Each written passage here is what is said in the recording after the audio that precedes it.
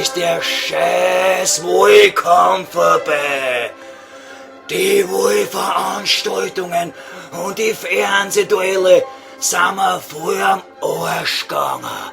Endlich haben alle Wähler meine Wahlversprechen fressen.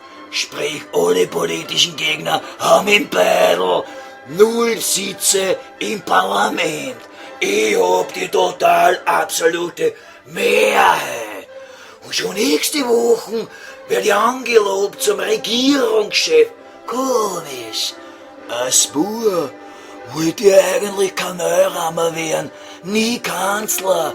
Mir waren die Kanalrotzen immer sympathischer als Menschen. Trotzdem bin ich Politiker geworden und letztendlich mit übermenschlichem Wahlkampfeinsatz Bundeskanzler. Na sicher wird's fad werden im Parlament, wenn nur die Parteiwichser von meiner Partei im Parlament hucken und brav klatschen wie dressierte Zirkusaffen bei jedem Schaß, was ich am Rednerpult von mir gibt. Wurscht.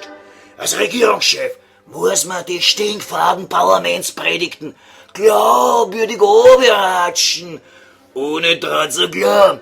Das bin ich meinen Wählern und Wählerinnen schuldig. Und das gebe ich ehrlich zu.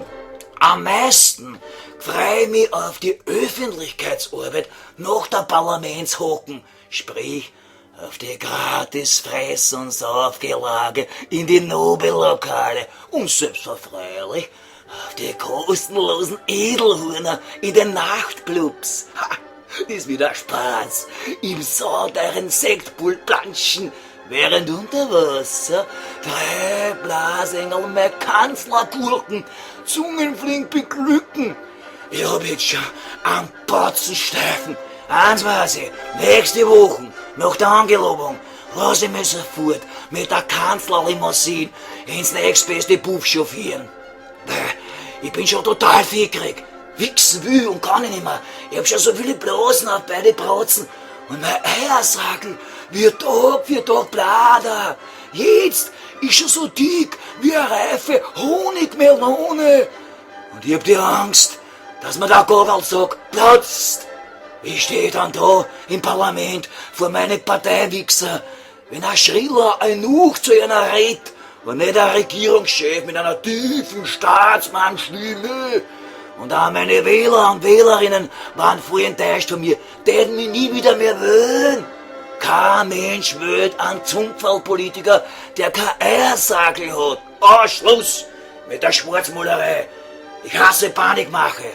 Ich bin voller Optimismus. Ich glaube fest an die Gesundheit meiner Geschlechtsorgane. Und ich bin zutiefst überzeugt, dass sowohl mein Beidel als auch meine Eier die komplette Bordell-Legislaturperiode schadlos überstehen. Darum sage ich allen meinen politischen Gegnern heute schon, legt's mich kräftig am Arsch. Mit anderen Worten, viele Popschi-Bussi wünscht sich euer brandneuer Bundeskanzler. Jawohl!